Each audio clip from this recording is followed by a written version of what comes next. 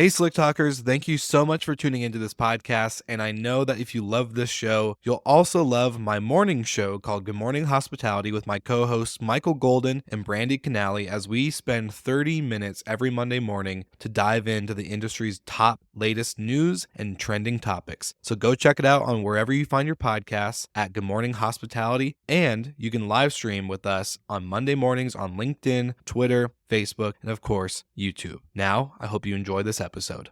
Believing in yourself and believing in your team has got a lot of advantages there. I mean, that's the big thing that I think carried us through, the initial COVID wave is we believed in the idea, we believed in the company, we believed in ourselves, and we just kind of, decided to persevere through, even though we didn't have a clear end date of when that, the whole COVID thing might resolve itself. Fortunately, it was it resolved itself relatively quickly. But I think that's one thing that, we both, Dan and I talk about this all the time, that we hang on to, because I mean, even this last year in 2022, it wasn't COVID, but we're dealing with 40-year high inflation and interest rates increasing at the fastest pace they have in decades.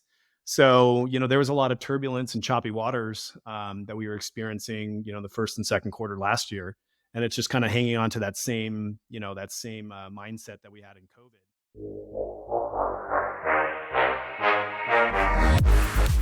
You're listening to Slick Talk, the hospitality podcast, a podcast for those who are in and around the hospitality industry who love, live, and breathe what they do.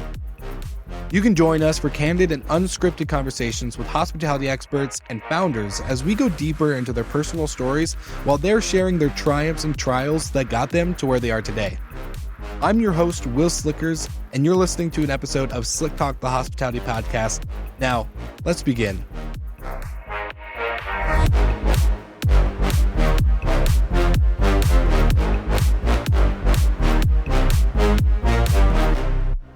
Welcome back to the podcast, and this episode is brought to you by our friends at Minute and HostFully. If you haven't heard of Minute, Minute is the #1 noise and occupancy detection device for short-term rental operators just like you. From their outdoor and indoor sensors, you can ensure that with their audio ID technology that you are not getting any false positives for things like wind blowing, plates breaking, dogs barking, doorbells ringing, you name it. You will only get notified when there's an actual potential party happening on site, and that could both be indoor and outdoors, especially as we come up to spring and summer seasons. Not only that, but they have amazing integrations from smart locks and other software partners, of course, like HostFully. Now, if you don't know about HostFully, then HostFully is a property management platform built for short-term rental operators to ensure that they have the best connectivity with channels like Airbnb, Vrbo, and Booking.com. Not only that, but they have the best integration marketplace I've ever seen, so that way operators like you can choose and pick their tech stack without having to force and comply to different operations that just don't make sense for you. Plus, their digital guidebooks are the best in class, and your guests will love them because all the information they need to know about check-in all the way to check-out and the destination are right there at the touch of their fingertips. Check out these special offers from our partners, both Minute and HostFully, in order to ensure that you are getting the best value with your technology as you continue to operate your business. Back to the episode, and thank you so much for tuning in to Slick Talk.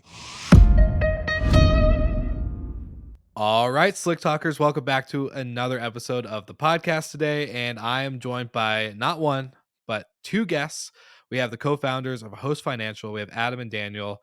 Daniel and I have gotten to hang out a couple times in person starting last year after our STR Wealth Conference, and then also getting to hang out a little bit in Denver. But I just got to meet Adam recently and learn a little bit about their story, and I'm just excited to have them both on the show. So, gentlemen, how are we doing today? We doing good? Doing great. Great. I love it. I love it.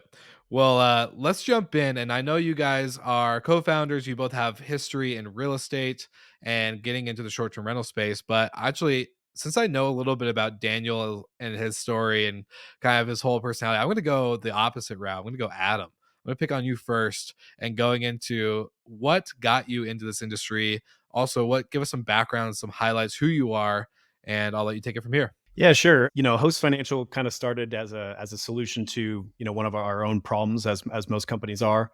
Right around in 2018, Dan had just sold a company, so he was getting into the short-term rental space and short-term rental investing. But like a lot of investors, it didn't have a typical kind of W-2 job.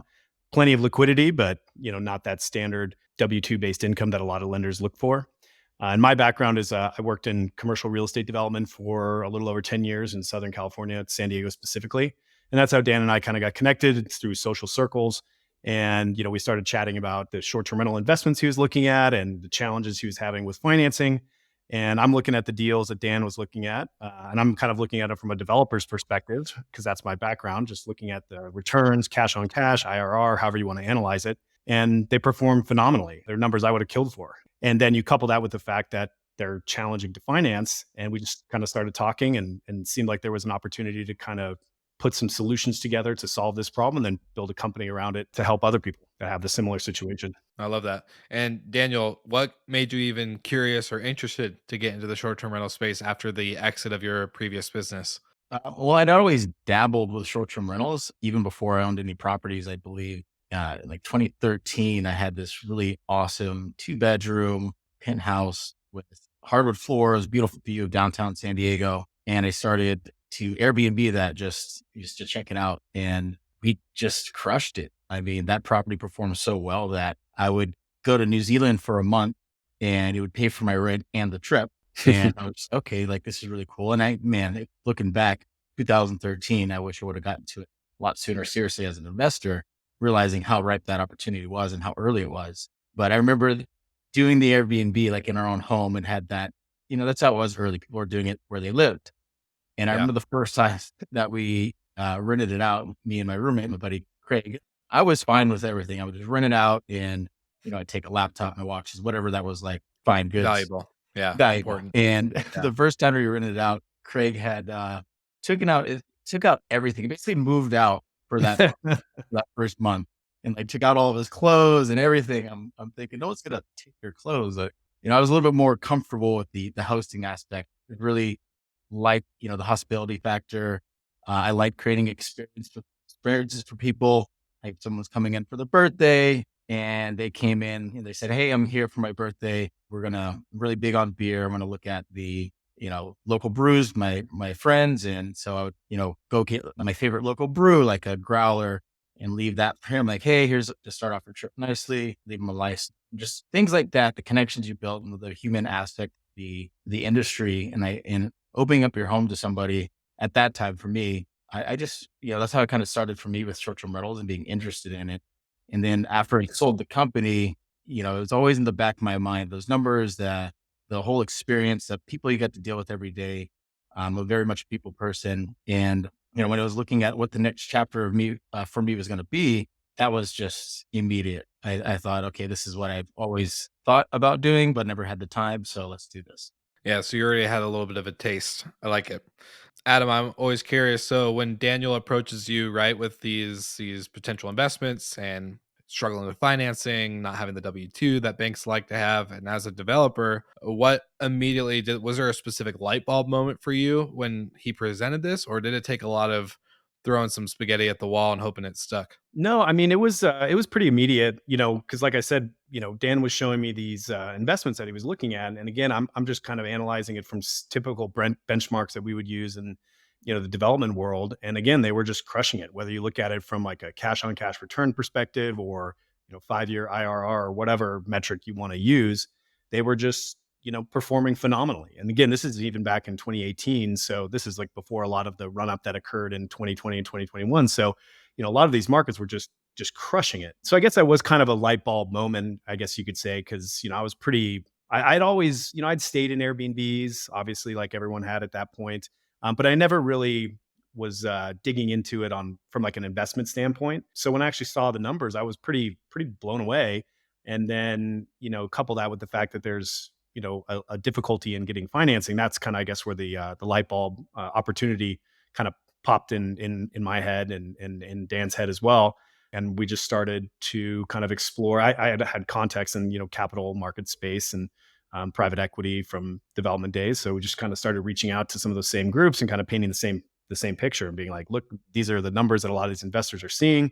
Performs really well, but then you couple that there's a lack of really quality standard commercial real estate type financing. That was the whole genesis of the company right there. Yeah. And I think another light bulb moment was really the going to the VR maze and just, Yeah, look that's and true. see who's doing financing as, let's explore, let's find a solution. And there was nobody there. Yeah, early on, when we were having these initial discussions, yeah, we were like, let's go to this VRMA conference in Vegas and kind of get some more details on what's going on in the industry. And yeah, that was very much light bulb moment as well, because we walk into this giant convention hall and there's all these different people talking about this project or property management software or this smart lock or whatever, but there was no one talking about financing. So that was just another point that really reinforced that there was an opportunity here, and we jumped in. And what year was that for you guys to Yeah, that was attend VRMA? 2018. fall 2018. Yeah, Awesome. Yeah, just I think sold the that company VRMA was September in 2018. October ish of 2018, and we basically launched the company shortly after that. Well, I was going to say, so pre-COVID, then did you guys have a lot of traction with getting operators and potential investors financing to then see like a pre-COVID and post-COVID terms now that we're in? Or Yeah. So, we started in 2018, but we really started kind of getting rolling in the beginning of 2019. And 2019 was a lot of, developing partnerships and things like that. And towards the end of 2019, going into 2020, that's when we were kind of hitting our hockey stick moment where, the revenue and the amount of deals and everything that we're pushing through really started to kind of go parabolic. And then that's when March of 2020 happened and the pandemic happened, and it impacted us and everybody in the lending space. I mean, capital froze, just stopped. Deals in the pipeline didn't matter, just everyone was done. It was this black swan event. No one knew what COVID was going to do, and in the whole lending world just stopped. And it was frozen for several months. But Dan and I stuck with it, and kind of coming out of the summer of 2020 is when things started rolling again. And then basically since like July, August of 2020, month over month, quarter over quarter, we've been growing ever since. what went through you guys' head during that time of nothing from like as Can I and not swear? just and Can I swear on this podcast? 100%, Fuck but not me. and That went through my mind. I was like, shit. well, and not just like as a maybe as a bit like business, but personally, right? Like you guys have a lot invested. I think any entrepreneur has a lot emotionally, financially, physically, Yep. mentally invested in the company, right? So Yeah. Yeah, it Yeah, I was tough think too. And I had a 2-year-old at the time. mm, And so, when it first happened, I think that it was the unknowing part of it. It wasn't like, hey, things are going to be impacted for 3 months or 4 or 5 or 6. There was just no into it. It was just COVID and everyone was trying to grapple with it. The whole world was. We didn't really know if this was going to be like a couple months thing, this was going to be a year thing. It was really uncertain times. Fortunately, it turned out not to last as long as everyone thought. But yeah, it was a stressful couple months, I guess you could say. just about the last 15 days, Adam. Yeah, Yeah, Adam, I was going to say Adam had a little bit more, responsibility to do with, like me, not so much, but still, it was very, very stressful. We had to scramble to really even think about what we can do to earn income because we had taken a risk and put, full time into a company, and we had Mhm. developed, some relationships with a lot of entrepreneurs that were investing, and thought, what could we offer these clients in the meantime? What value can we bring to this list of clientele it's email list that we have. And so we started brokering PPP loan and trying to get, we helped a lot of businesses out that way. And unfortunately, we didn't even qualify. We just started and we didn't Right. qualify ourselves. And so that's what we did in the meantime to make it over the hump, is to help people with, navigating that evolving process of qualification for payment protection program. So their companies could. yeah, that's a whole new world. And I think I told you this, Daniel, pre-interview and everything else when we were hanging out here in Denver. I think I told you it was like my biggest unknown in this industry is the financing side. I don't own and invest in properties at the moment, so it's always been kind of a scary and nerve-wracking topic for me because I just don't do it. So for me, a lot of this stuff is kind of foreign language. But going into one thing I can speak on, which is creative financing, and like you're saying, like brokering PPP loans or whatever that might be, leveraging credit cards. Or one thing I found out in COVID was like Stripe Capital. Stripe has like a Mm. capital program. You can leverage your MRR basically that there, and they can front you some cash, and you can use it to either sustain or scale or whatever it is. So for you guys, I guess give me a walkthrough as a newer person that's getting into like the financing investing side of the short-term rental space, what is Host Financial? What was it started to be, and how has it evolved to be where you guys are today, getting into a lot of, like you said, Adam, that hockey puck uptick that you've seen with the product and offering that you guys do for operators? Yeah, I mean, so the lending landscape has changed a lot since we've been around in terms of how hosts and operators can really qualify for financing for these type of deals. I mean, early on, it was, a lot of people were qualifying as, second homes, right? So you had to have a high enough W-2 income to justify another purchase. Whereas a lot of people doing flips and, like you said, running up credit cards and then trying to find a way to exit out of that and hold it as a short term rental. But the landscape has evolved a lot, and that's kind of what we try to help hosts and people that we work with, is because there's a lot of different ways to get financing for these short term rentals. Lots of different ways to qualify, whether you're looking at projected income from AirDNA or from a Rabu or something like that. Or if you're in a market where the long-term rents can justify it, there's just a lot of ways to skin that. And that's kind of what we specialize in, is helping people navigate that landscape, because every deal is different. Every investor is different. Every market's different. So, what might work as a solution in Gatlinburg may not work for downtown Denver, right? Or there may be different options that are more competitive one way or the other. So that's really, what we strive to do, is kind of help people navigate those waters. For sure. And did you either of you have any financing background prior to, outside of like the development side? And Daniel, what was even your business that you sold getting in pre Host Financial? Oh man. So the business I'd sold was a cannabis grow house in Washington. A friend of mine Washington growing up, State. my best friends had, yeah, Washington State. He had Awesome. went to Gonzaga to get his MBA, and through it, one of his classes, they were studying the emerging cannabis market. And there was a lottery for licenses for retail and grow. And he had put his name in the hat and got it. And he calls me up and he says, "Hey, at the time I had been running a B2B, digital marketing company, servicing, providing products for digital marketing agencies. And at the time, I had built it off of like contractors and didn't really have like a set of employees, more like a lifestyle digital marketing business, travel the world, work as many less hours as possible." And then he had said, "Hey, I got this license. I could sell for $100,000, or we can start a company together." And I said, "Let's start a company. I want to be on a mission with somebody. Let's build it. I don't smoke weed, but the green rush was all the hype, very Yeah. exciting." And I went into that, and I just really learned the lesson that the economics weren't really built in the favor of the growers. It was really just an expense until I sold it. Didn't make any money until I sold it. And I really learned the lesson: never do anything just for the money or the opportunity, because I could have lasted, several other years for the shakeout in the industry to level out, to make things profitable. But I just realized I didn't really enjoy the community. I didn't enjoy the industry. I didn't even, use the product. So I just decided, okay, I can be hard headed and stubborn, and persevere, which is a quality that I have, or I can just, swallow my pride and, cut my losses and sell it and make a little bit of money and then move on. And I'm very glad I did. So, now I enjoy everybody that I've talked to, everything that I'm learning.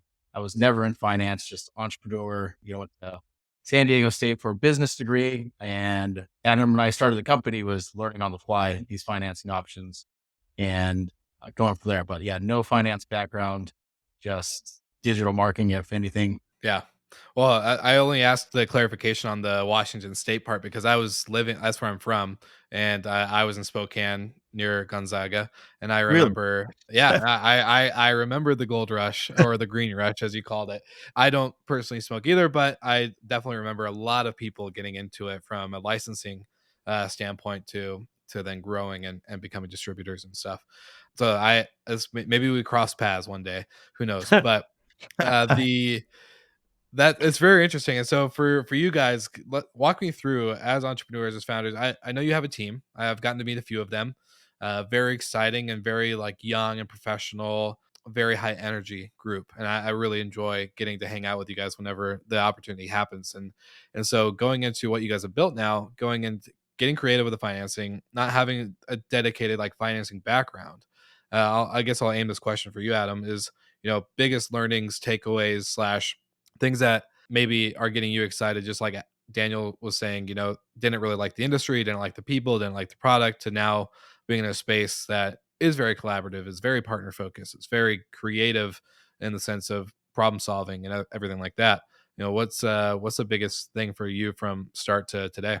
That's an interesting one. So, I mean, I do have a background in finance, not in lending per se. Mm. My background is in real estate finance. But I think one thing that I think has been a pretty big takeaway for us running this business is that, you mentioned the team. We've focused on hiring people with the qualities we want, not necessarily the background or base level like knowledge in lending or finance. Like we don't go out necessarily and seek out other people that have been, account executives at other lenders necessarily. It's more about focusing on, the traits and the qualities that they people kind of possess naturally. And then we help train them on the specifics that they need to know for this type of finance. So that's one thing I've really enjoyed as we've built the company is just getting to, bring on new team members, meeting them, seeing how getting into this side of the industry has really helped them also expand their lives and get to live how and when they want. We've leveraged a lot. Part of it was because of COVID and it was born out of necessity, but we've really leveraged a lot of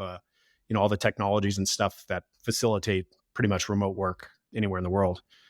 You mentioned earlier, in the beginning, there's a lot of leveraging like high W2 jobs for second homes, that type of stuff.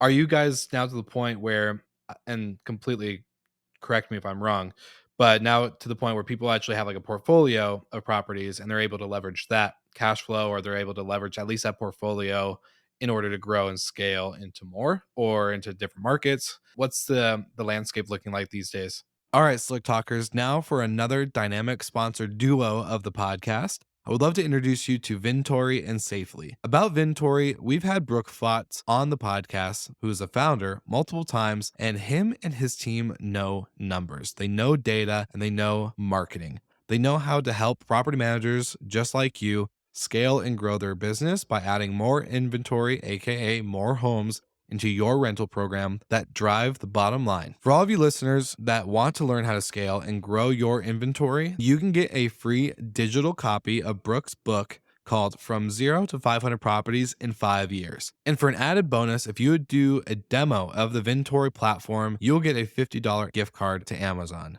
Now that's a sick deal. And now to touch on our friends at safely.com. Safely.com helps property managers just like you and I protecting the homes that they manage from structural damage to content damage and, of course, bodily injury. This means plates, linens, cups, couches, tables, curtains, walls, and, of course, your guests themselves are protected. And this helps you by scaling your company in order to ensure that you are retaining owners and inventory in your program. If anything is broken or if anyone is hurt, you are able to make a claim through Safely, and within 3 business days, you can get instantly paid out to replace any items and settle any claims that happen on site without having to deduct from your owner's payouts. That's why I call these guys the dynamic sponsor duo. And thank you so much for tuning into the podcast. Check out their offers in the show notes, and back to the episode. So I don't know if you can leverage it, and maybe in the sense that you're mentioning, where like you can get a loan for a different property using this other portfolio as collateral. That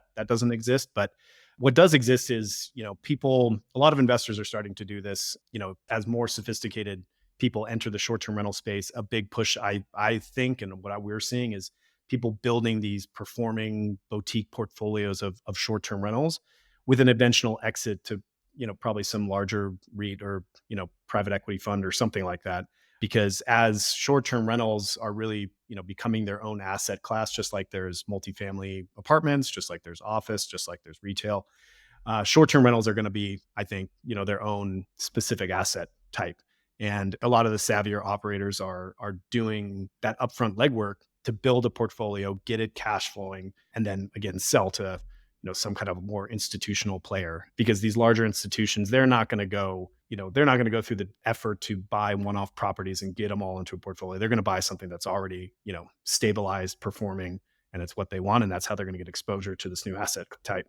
Yeah, and not just buying or building a portfolio. You could do that, but the really savvy investors are building a brand behind the portfolio, like Yeah, that's a a good point. type of experience, a type of clientele, a type of properties with expected amenities, internet, whatever the amenities would be, and building the brand as well.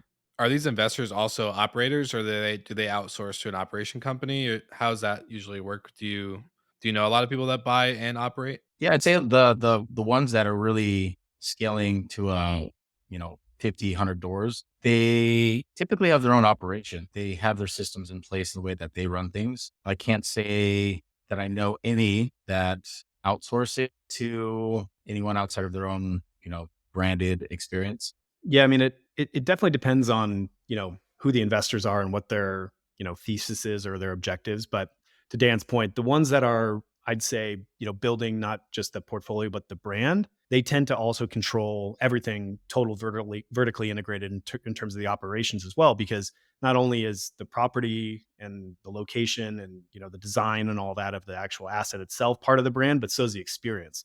So you've got to control everything from check in to check out in order to maintain that brand integrity. Gotcha. That makes sense. My next question was going to lead into, is there like a particular market or like a property type that you guys consider bread and butter, right? Where is it in a destination market? Is it urban? Yeah, I'm gonna hold off of pinpointing any specific markets because once again, I've seen C minus markets, technically on AirDNA, and I've an operator come to me and they're just crushing market, and somehow, some way, by out competing, they're crushing it. So I don't want to really, because I always believe in being able to compete and position yourself the right way, no matter what the market. But in regards to property types, I would like to speak towards, I would say the accommodations, 'cause if you think about it, the properties you invest in, it's not just other Airbnbs that you're competing in, you're competing in the entire accommodation space. So typically a studio, 1 bedroom, 2 bedroom, it's depending on the market, there's going to be hotels, motels, a lot more inventory you're competing against for those people that just want to, a couple staying or, a company or two, three people. But the 3 bedroom plus, especially luxury, I believe those are the best investments, best bread and butter SFR is 3 bedroom plus. Because you're not at that point, you're attracting a totally different crowd. Bachelor parties, bachelorette parties, company retreats, families that are there for a wedding. They want to stay together. They don't want to split them up in hotels, or longer stays that they need those amenities like a kitchen and a washer and dryer that they're not going to get at a hotel. I love it. And I was going to put a disclaimer in the episode. I'm not giving any financial advice. I'm not giving any investment advice. Just FYI, I'll leave that to any of the listeners that want to reach out to you guys later. But just know that it's not my wheelhouse, and I avoid it like the plague, and I don't want to get sued. So no, this is interesting. I guess going back to the founder aspect, highlighting you guys as a story rather than just going into a bunch of data and numbers. I would love to know, to now you're outside that COVID window, the, as Adam said, the fuck me moments, shit, damn, all that stuff. uh but Yeah. I would love to, what part do you hold on to from that moment? Is there like a, obviously, like you said too, Adam, you have a little bit more on the line when it comes to risk compared to maybe Daniel and I, who don't have a wife and kids and all that stuff. But there's got to be something that kind of like holds you through, even through the success outside of the failure.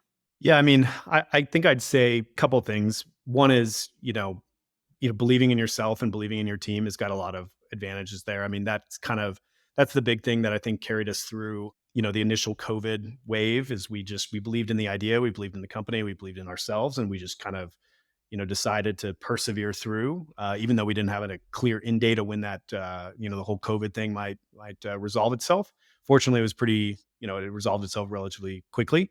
But I think that's one thing that we both, Dan and I talk about this all the time, that we hang on to, because I mean, even this last year in 2022, it wasn't COVID, but we're dealing with 40-year high inflation and interest Mhm. rates increasing at the fastest pace they have in decades.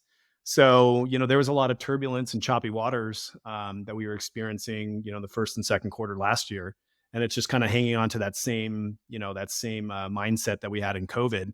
Like, this too shall pass, and persevere, believe in yourself, believe in your team. And, we've made it through that section too. And then things are starting to kind of normalize, inflation's coming under control. And I think that's just, an important thing that we both carry on from, those initial COVID days. Mhm. Do you guys maybe see, or have you seen, obviously the articles and headlines of Airbnb bust, Yeah, of uh, course. type deal? I What's think your guys' thoughts on all this? I think, as this next evolution of short-term rentals occurs, and as it continues its maturation into its own asset class, I think what's happening is a lot of these, lack of a better word, weak-handed operators or unprofessional operators are the ones that are going to get shaken out of this market. And this typically occurs whenever you've got like a down cycle or a tightening credit cycle or whatever. It's those people that are less experienced or that maybe jumped in, during the whole boom, the 2020 boom, when all this new inventory was added. There's everybody and their mother on the internet telling you buy short-term rentals. They just print cash, passive income. You don't have to do anything, right? It's just buy that cabin and you're going to be printing money day one. I think those are the people that are really feeding into this Airbnb bust narrative, because the more experienced ones that we talk to and we deal with, yeah, revenue's down because like it is everywhere, but they're not struggling to the extent that these articles are portraying them, because they're professionals. They do this as a business. And I think that's really what's going to be this next evolution, through the process. What about you, Daniel? You had some on your a look on your face. Look like you had some thoughts. you kind of covered a lot, but really next evolution, I think we're seeing it happen already is yes, there's going to be more competition, more, any asset class, any business that is profitable, there's going to be competition that comes in and the margins get squeezed. So really not focusing on being the cheapest option, not focusing on, those numbers are, it's a race to the bottom if you do that. So it's how can you develop a product and experience that people are willing to pay a premium for no matter what. And I think the word here is experience. A lot of people now that are traveling are looking for experience or experience over luxury. So if you can build a brand, if you can build a set of properties and a portfolio that speak to the heart and soul of a specific tribe of people, type of traveler, whether they're action sports travelers or families that, have kids and like really, really honing down on what they want in their stay and making it unique for them.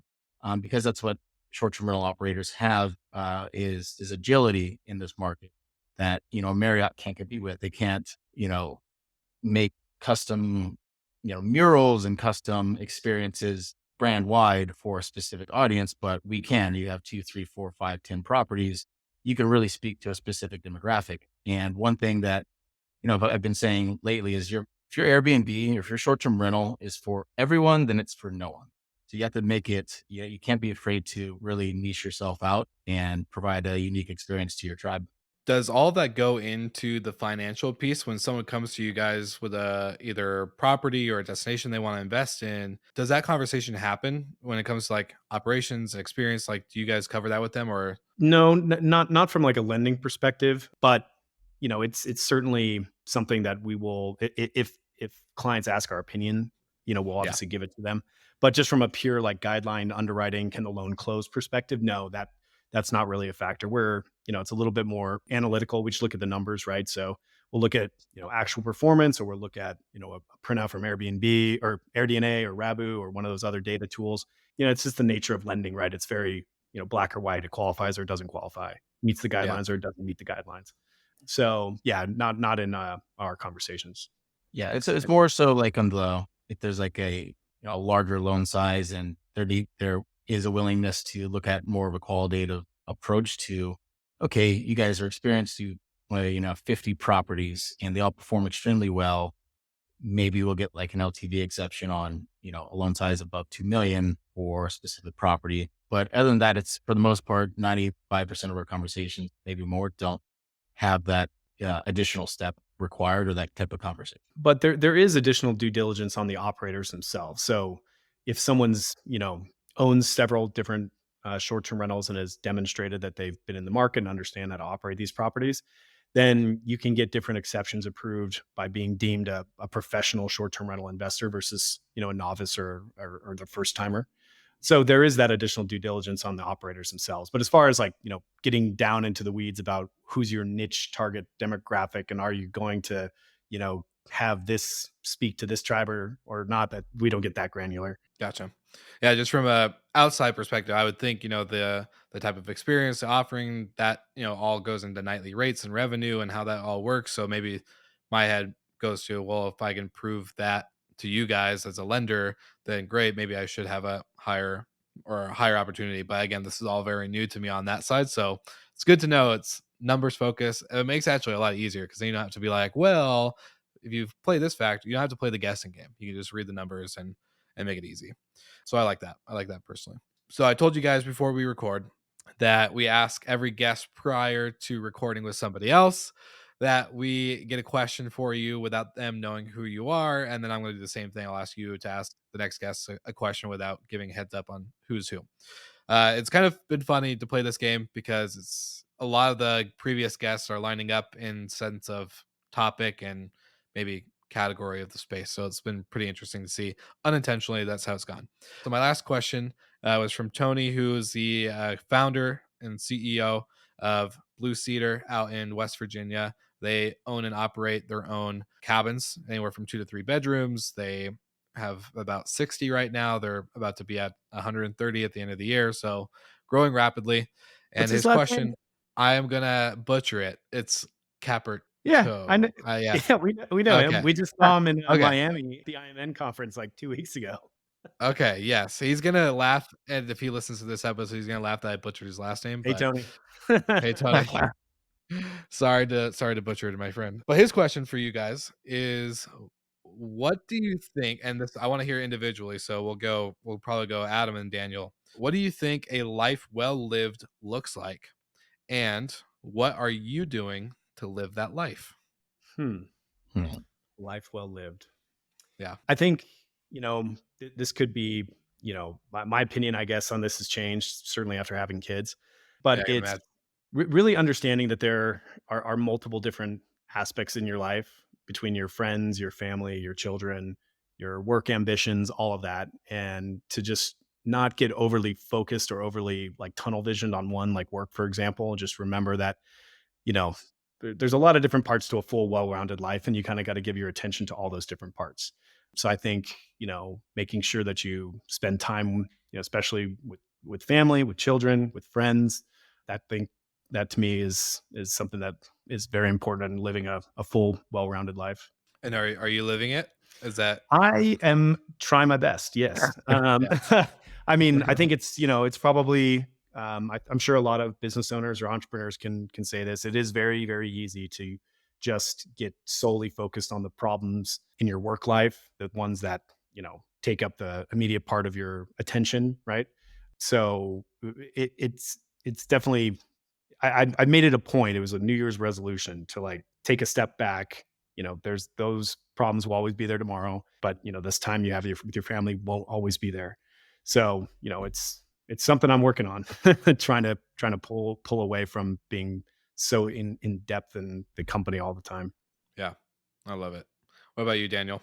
That is an amazing question. I think there's something that for me always gives me perspective is one thing I think about from time to time is if I was to pass away now, what ripple effect would I leave as a result of that?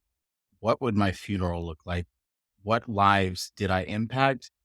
Did I make, the people, whether it's family or friends, did I make their lives better for having crossed my, so I really take my time very seriously. I like spending my time, doing the things I love with the people that I love, and I value the freedom to do that. So I would say being present in the moment and just being present with my family and friends and really taking the time to do that. It's very rare that I say no to somebody in regards to like taking, pushing something away, pushing something back that's not really important in order to spend quality time with my friends with them. Yeah. Love that. Now, without telling you who the next guest is going to be after this episode, I'll give them 2 questions, so it'll be a new one, but I'll let you each ask a question for the next guest ahead. It could be business related, it could be personal, but if you, without knowing who they are, if you could ask them one question, what would it be? I'd say this is kind of a cheesy one, but if you could go back in time 10 years, what's one thing you would do differently? Like what's one move or what would you do differently if you could rewind the clock 10 years? Basically get a restart, a do-over. What would you do differently? Yeah, I like that. And what about you, Daniel? Okay. Would you choose to go back to take $100 million today or go back to 6 years old knowing everything you know now? That's a good one too. That is good. I like it. today or 6. Awesome. Which one would you take, Dan? Yeah, I was gonna say. I became like 6 years old. Time is precious. I'd go all the way back and do that. I'd do this life again. I would probably go the 100 million. I'm like, I know what I know what I would do with 100 million today, and that's Yeah. for damn sure. 6 years old, I would probably still fall into the same temptations I fell in when I was going through like middle If school, you high knew school. everything you knew today, $100 million should be no problem. True. I don't know, but I already know what I know Well, you could have today. like a fully Exactly what developed, you could have the fully developed Bitcoin mind. 2010. Yeah, I'm putting money in that.